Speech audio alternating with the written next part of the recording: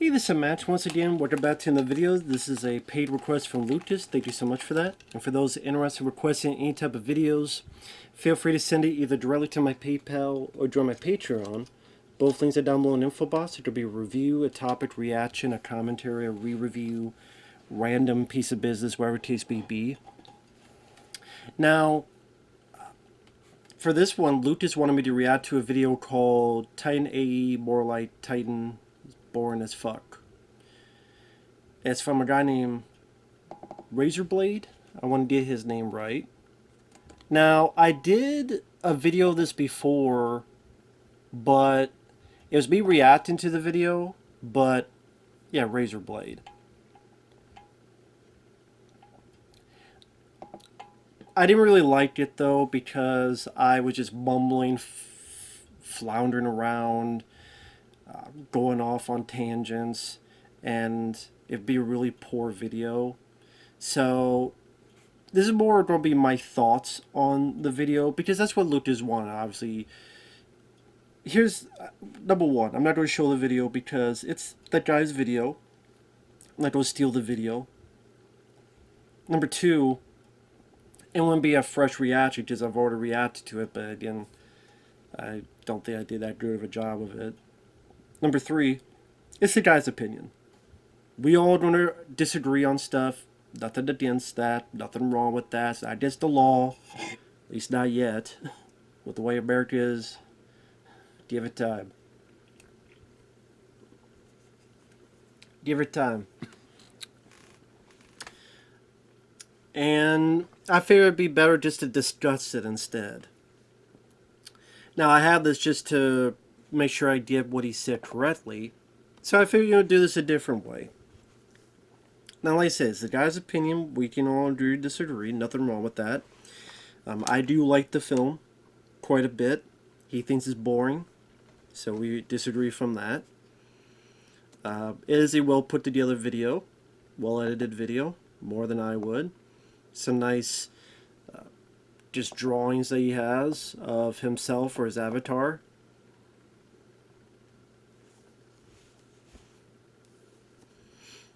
And it pretty much says that the worst films are the ones that are boring, not the ones that are catastrophe or not the ones that are... Now, I disagree on to a point. If you're talking about movies, yes. If you're talking about a movie that's a catastrophe, it's a lot more fun to talk about those films. But to me, the actual worst films are those catastrophe films. For me, it would be like Alien 3, Feeders, Feeders 2, House on Highway 5, Neil Breen movies, epic movie, disaster movie, Ghostbusters 2016, the last Indiana Jones film, The Flash. It's a lot harder to talk about a movie that's just boring or forgettable or generic. So yeah, it's harder to talk about those movies, but I don't think those are the worst movies. I still think the catastrophes are easier to talk about. They're still the worst films, but to him, the more boring films are the worst films in terms of just being generic.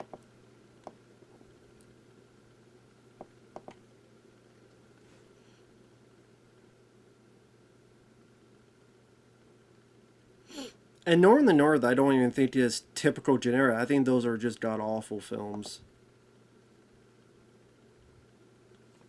So he tells about the history of Titan AE, how at one point it was going to be a live-action film, and then ultimately Don Bluth and his buddy Gary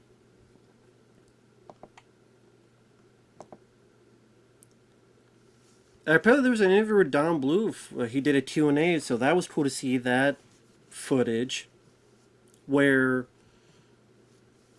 they had come up with a story, Fox, and for 2 years they were working on this film. They had spent $30 million, and they had not shot one frame of film. So that director got fired. So they went to Don Bluth and his partner Gary and saying, listen, either A, your workers are gone, or B, you work on this film. And then Don Bluth's like, well, I'm not even a sci-fi fan. He also later on mentions that he's not a good storyteller. So it was cool to hear a bit of backstory on that film. So he goes on Razorblade about how much the movie cost and how little it made. I mean, at the end of the day, it doesn't matter because there are films that are box office bombs that are really good movies, and there are films that were big hits that were really bad movies. So you kind of sitting there going, yeah, it helps to make fun of a movie if you go, haha, you bombed too. I do that all the time too. So it's easier to utilize a dislike of a film to go, and it also bombed. Haha, fuck you. But, of course, in reality, John Carpenter's The Thing bombed, and is one of the best sci-fi horror films of all time. Dread bombed, and to me is one of the best action films in the past 20 years. Barbie made $1 billion, and I think that film sucks. Black Panther made a lot of money, and I think that film sucks. There's a lot of movies that made a lot of money, and I think suck ass. And a lot of films that flop that are underrated gems. So at the end of the day, it doesn't really matter what box office is. So then Don Bluth mentions there's no money put in distribution, which more than likely is why this film bombed. And this is a custom-made Blu-ray that I bought off someone. So it's never been officially released on Blu-ray, which is too bad.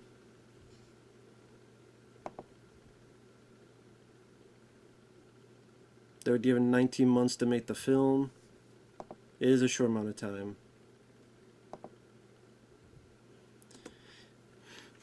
And he mentions the upcoming Dragon's Lair movie, but that's not being made. There's some kind of weird Kickstarter Indiegogo thing with Don Bluth and his buddy. I don't know what that was about because it achieved its goal and then nothing came of it. So I don't know if they took that money and ran. And they said, well, this was just us to pitch it, but then nothing happened.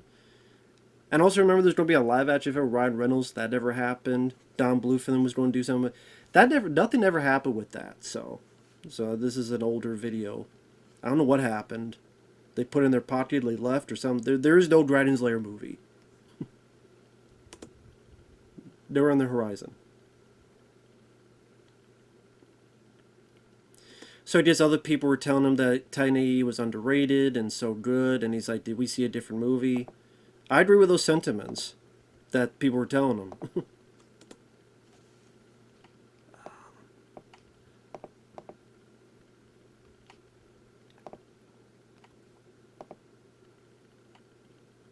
He says pretty much the film is unoriginal and doesn't offer anything new.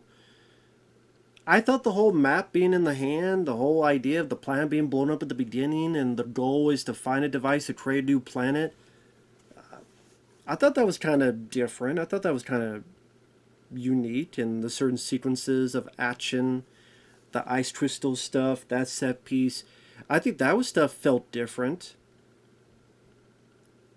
But he's talking about the basic skeleton, about a boy, a girl, dealing with a road, and they go off against, and they're being chased by the bad guys. But if that's the case, then the idea mad as Star Wars. What? A boy, a girl, in a galaxy far, far away. That was a ploy on Buck Rogers, Flash Gordon, or even Buck Rogers, all those other sci-fi staples from back in the day. Hell, someone remind me about the 1950s movie Them. They put a collage of images that are very similar to Aliens. And how if you put this collage of images, like the girl that's found, that's like Newt, them going through the tunnel, just like the Marines going through the nest, using a flamethrower, just like Ripley used a flamethrower, a person being grabbed, just like Bishop was grabbed at the end of the film. The big ants seeming like the alien queen. It's like you see like a lot of similarities between the 1950s film Them and Aliens. You do that a lot of movies, so I'll agree. This is not the most original plot. It isn't. And the characters, to be fair, they're not the most dynamic characters. I can agree with that to a point. I can. But I think the characters are competent enough. I do like the voice acting. I think that the story is serviceable enough. But yes, this is a movie that has more on the visuals, on the music, and on the presentation. And I think that's what a lot of people like me enjoy. It's a basic story of good facing against evil, but again, they enjoy the presentation. Just like a lot of Disney's films back in the day, that had the simplest of plots. That was kind of in that realm. It was cool to see it done with this look, this soundtrack. Again, it's like a lot of movies today. Can you really make anything original plot-wise? It'd be very hard to do. So you're hoping with the razzle-dazzle and the presentation that you have a fun time at the movies. So I'm not going to call this a classic, and it's in my top 100 films of all time. But I think the presentation was more than fun enough to be an underrated film. But I know he's going to talk about how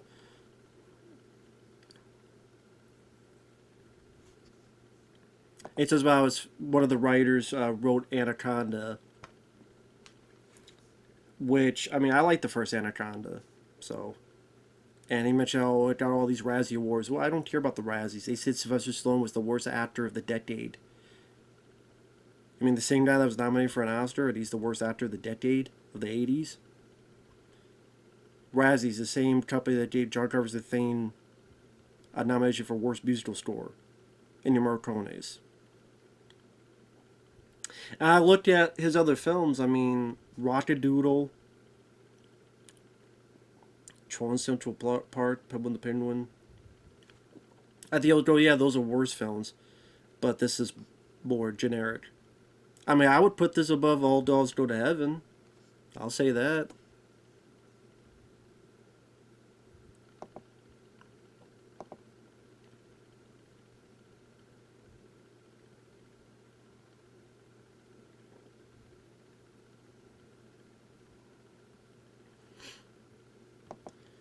So pretty much he's upset about the characters where you have the rebellious guy, you have the girl, and how there's nothing really done new with them.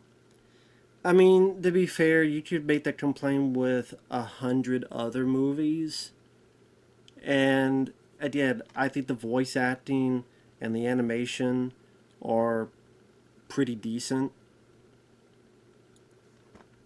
I actually think Matt Damon and Drew Barrymore actually worked well together voice work wise. Like they played off each other fairly well and natural. And this thing, the voice actor I thought felt natural, which I know he disagrees. He thought Matt Damon didn't fit. I disagree with him.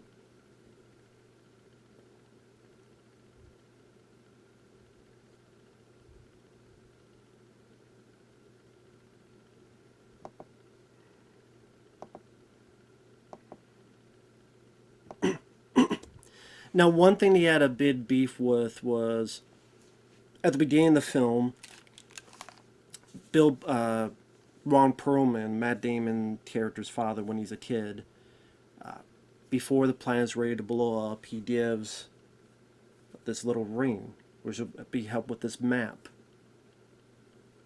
That'll be showcased later in his life. So Matt Damon's a kid, getting ready to go on this ship. Ron Perlman goes, "Hey, keep this with you always." He gets mad about this. Because, like, why would he give it to a little kid? And actually, let me get the quote that comes up with this one element.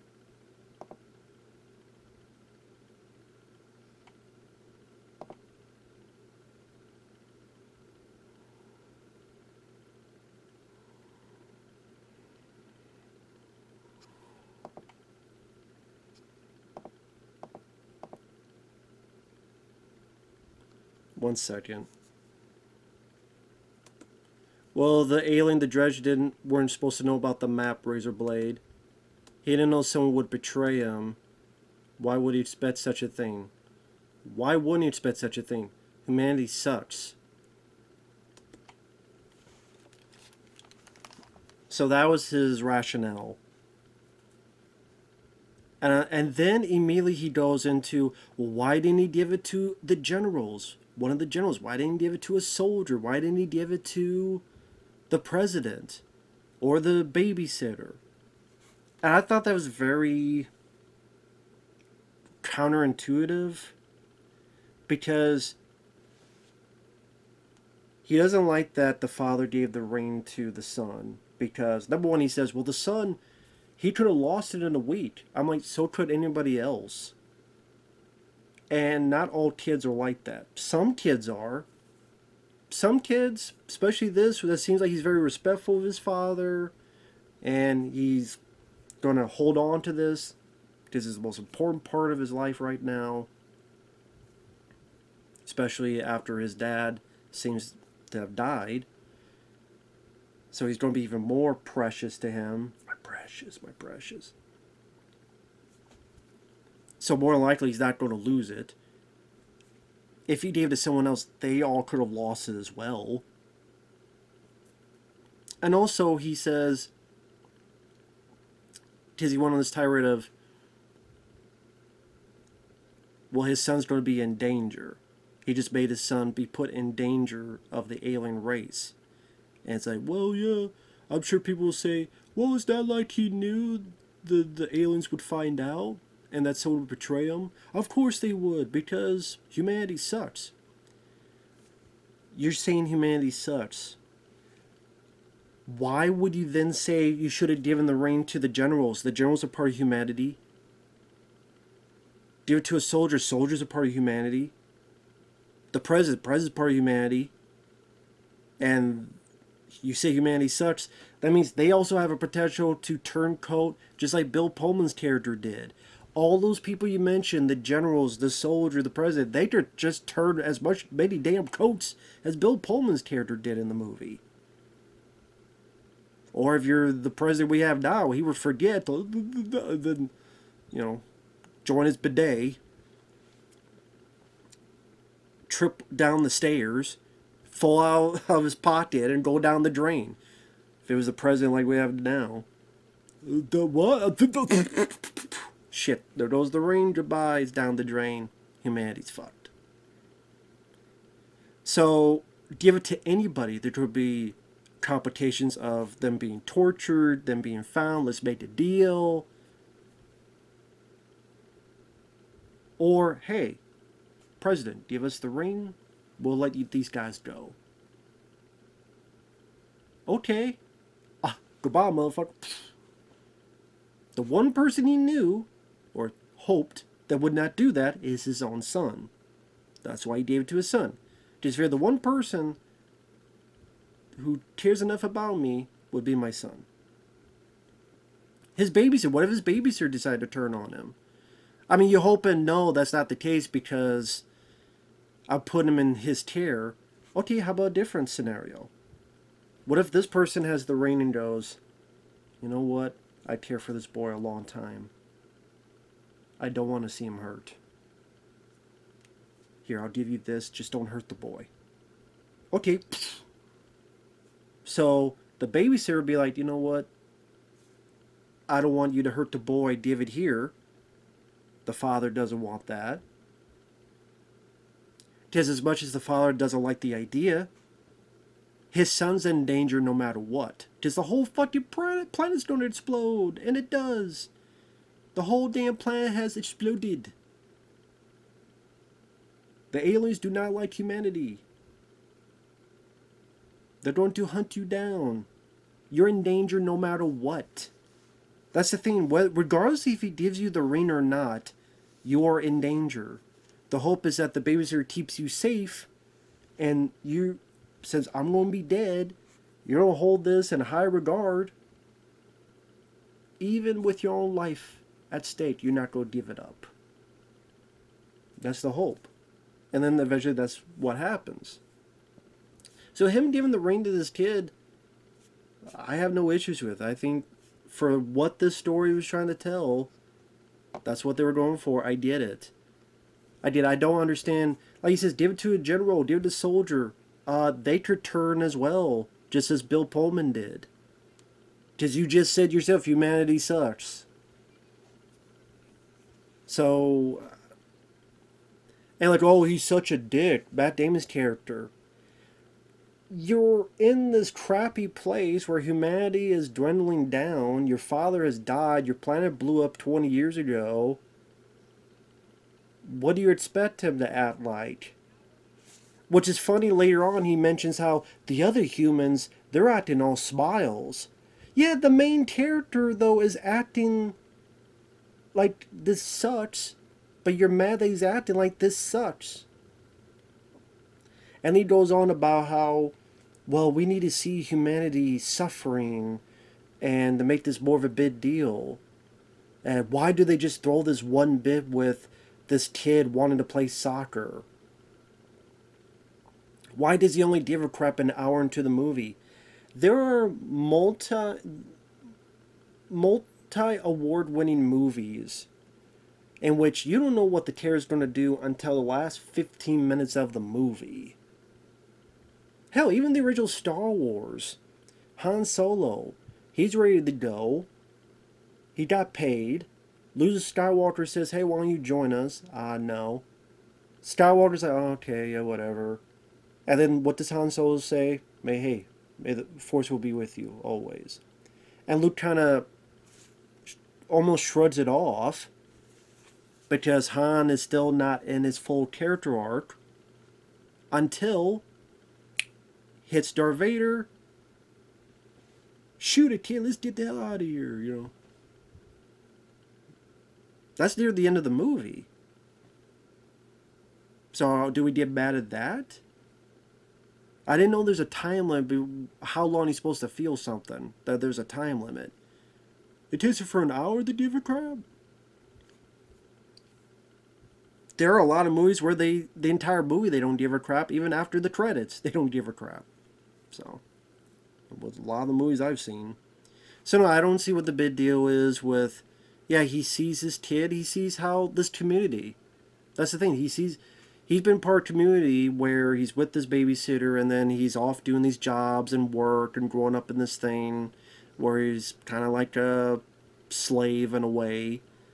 Now this is the first time seeing an actual community of people. And, well, how come they're not more sad? Well, what do you want out of what was going to be a hopeful summer blockbuster that costs a lot of money? Do you want Schindler's List? Do you want Schindler's List where everybody's sad and depressed? I get the idea of some of them.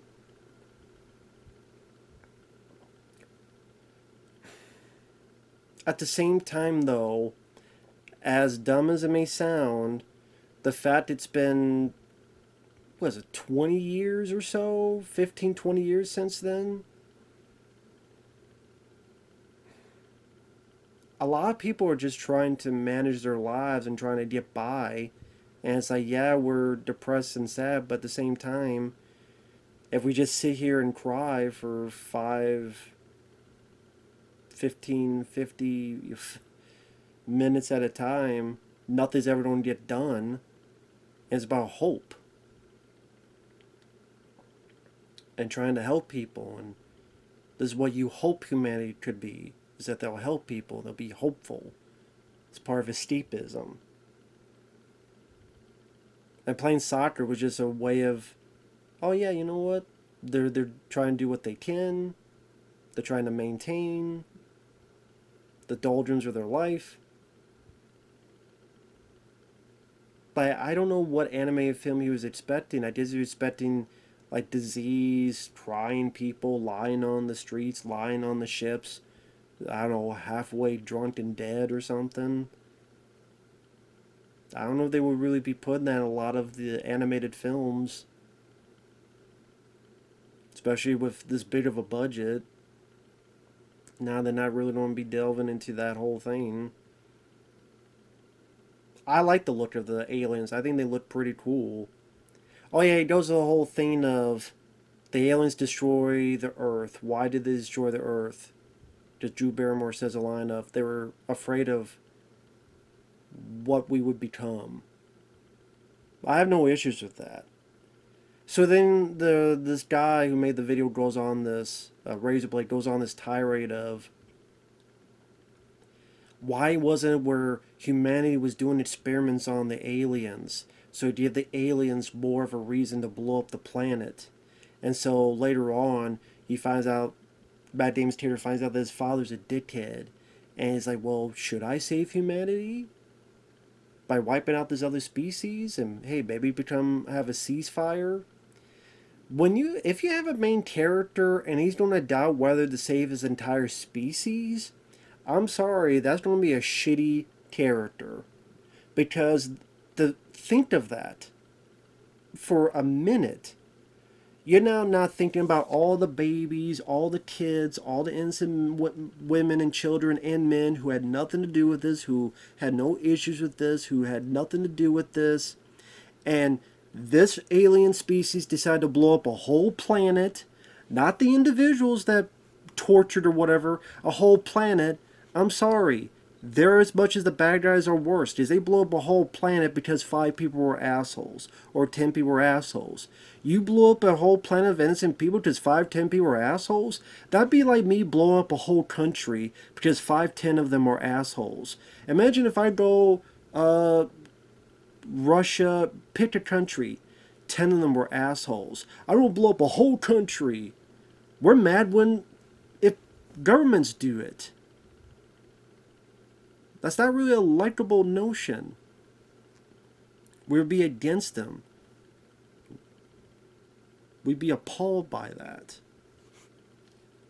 And also, if you want that, there's other movies that have done that too, like Starship Troopers, where they're like, well, the aliens, not sure if they're really the bad guys. Seems like we're going on their territory, on their turf. Hell, I saw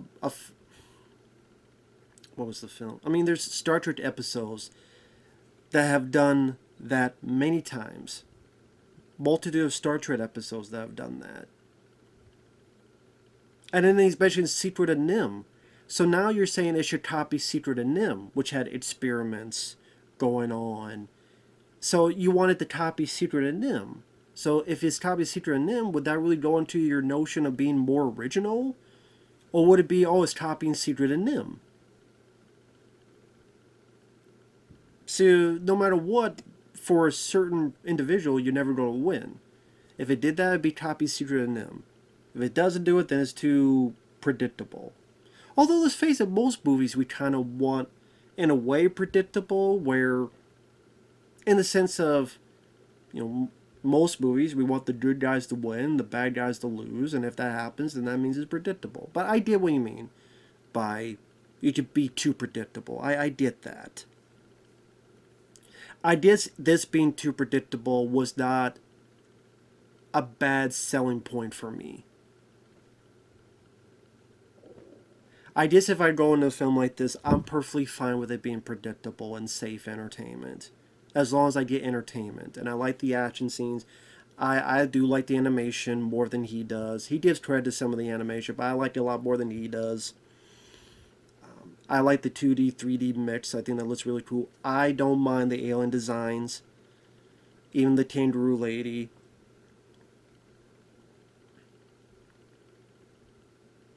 He's like, well, how does she sleep? Maybe with a gurney. I don't know. Probably a hammock. I would say a hammock. Her back and her legs would be up here, but she'd be sleeping in a hammock. I think isn't there a scene in the movie where she does sleep? And someone tries to wake her up? I'm trying to remember now. Yeah, I'm trying to remember. Could be wrong on that.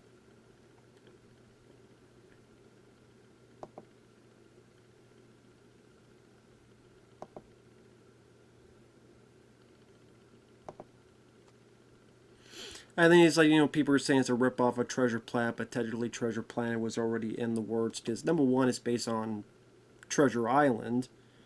And number two, it took many years.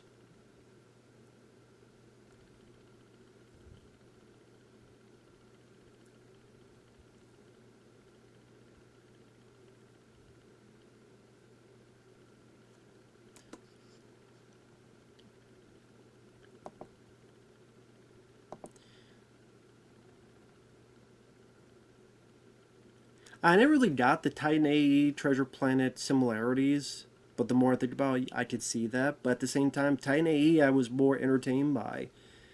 Maybe because the whole sci-fi spaceship alien stuff is just much more interesting to me visually than the stuff in Treasure Planet. And I don't hate Treasure Planet, the movie. I don't hate that movie. But I thought Titan AE went at a faster pace. I enjoyed the action sequence more. I enjoyed the soundtrack more. I enjoyed the visuals more. I liked the voice acting more. I thought the comedic relief in Treasure Planet was a little bit more irritating. I would say I prefer the voice acting in Titan AE. He's talking about Long John Silver as a more interesting father figure but villainous character.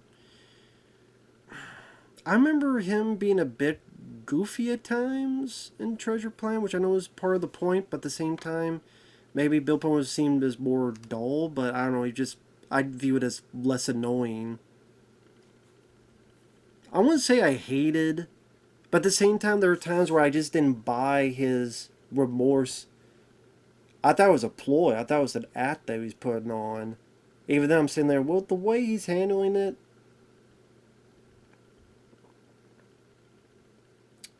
I actually thought for Bill Pullman, he seemed a bit more in character, where he was kind of this dry guy that just trying to do a job. And then when he realized he's being screwed over, and then he had to save his own skin, he's like, okay, fine, I'll do it this. And okay, fine, I'll go along with this. Just screw it, why not? Could the writing have been better? I can agree to that. I just don't think it's as boring as he makes it out to be. And Tone Lod's character, he's like, well, how come he disappeared? Well, I mean, doesn't really fit into the rest of the story since they're on this journey going through all these different ships. And the last bit is literally them on the planet and all the ships coming towards them. So I don't know if he would really fit in the rest of it. Is all he should have is self-sacrifice. Well, if he had a self-sacrifice, that'd be another typical trope that's in a lot of stuff. The good father figure, go, leave, oh. Come out and die in slow motion or something. No! That would be a typical trope as well. He talks about how it's not a bad soundtrack, but it dates the movie. Actually, I do rather like the soundtrack. I think it fits the film well. And if that's the case, then hell, every movie, a soundtrack would be dated. Scarface. Push it to the limit. Which I know Bill Burr, the comedian, he hates the soundtrack. He thinks the Scarface soundtrack is awful, which I disagree with. Some people will say the synth music and To Live and Die in L.A. and other movies are dated, while I do enjoy that film. Some say if you do synth music, it'd be dated. Just, again, matter of opinion. I think the soundtrack works rather well with the movie. And he's like, well, why would he call the planet Bob? It was just something him to be silly, because if it didn't garner a laugh, then it didn't work. It was just really just for her to be annoyed, like, why would you do that? And just have a goof just for Matt Damon to rile Drew Barrymore up and them be more playful. And you have a conversation about how stupid it sounds. And then he goes on about how generic and boring it is, and I disagree. To a point. Generic I can understand, but it's the boring part I disagree with. So I probably even said in my review it's not the most original movie. It's not going to win any awards in terms of writing. I'll give you that. But there are a ton of movies that have the same plot over and over and over again. It's all about presentation. And hell, movies with similarity, Dread and The Raid Redemption, they had similarity in terms of if here's a building, we're trapped in the building, you gotta go the fuck up. But one didn't rip off the other, just that's how it came to be, and they both had their own merits. I could say Dread does it have the most original plot. No. We gotta go get these drug dealers. We're holed up in this building. Kill them all. But his idea is about the presentation. Just like a lot of movies today, with the plot and the story. But if the presentation doesn't excite you, the presentation doesn't wow you, the presentation doesn't do to you what it did to me or other people, then one man's trash is another man's gold. Comedy. Why does one deem it funny and one deem it unfunny? Personal taste. To me, I like the voice acting. The characters. I understood Matt Damon's character in terms of why he acted the way he did because of his situation, because what was going on with humanity. You mentioned how people are more upset. Well, Matt Damon's character is more upset. Granted, employ him being a bit of a dick, but when you're upset, you don't act like a dick. Not all people do, but a lot of people do, myself included. He mentioned, well, the girl was just there to be the reward for the guy. But I thought she held her own. She had good moments of her own, of standing on her own 2 feet, helping Matt Damon's character. I thought Drew Barrymore and Matt Damon worked well enough with each other. I think the initial concept premise is different enough to go on this journey. The set pieces, flying with those creatures on the surface of these suns and planets, what have you. It's My Time to Fly. The ice crystal section in the finale of the film. A lot of them have their good merits to it. I like the look of the creatures. And I mean, there are plenty of classic sci-fi films where the villains could be deemed one-dimensional, where they're just evil. And to me, there's nothing wrong with the villain just being evil. If you thought they were boring, that's fine. I like the look of them. I like the way they're designed. I like the way they were showcased on film. But I mean, again, not all villains need a gray area. Ivan Drago in Rocky IV. I must break you. Has like 3 other lines. Kills Apollo Creed. If he dies, he dies. That's all he needed. Now, granted, that's way better than these guys. I'll give you that, but I'm just saying that's a character that would deem one-dimensional, but he worked Gamebusters, and then they try to humanize him. Creed 2, that was such a big mistake, and I'm literally ready to puke thinking of that, because Creed 2 sucks, just like Creed 1 sucked, in my opinion.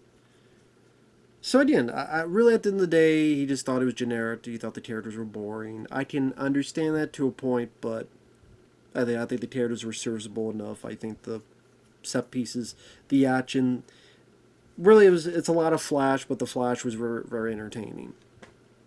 The pizzazz, the look of it, the animation of it, the music of it. Again, I think the voice acting worked for what it needed to be, and overall, still think it's underrated.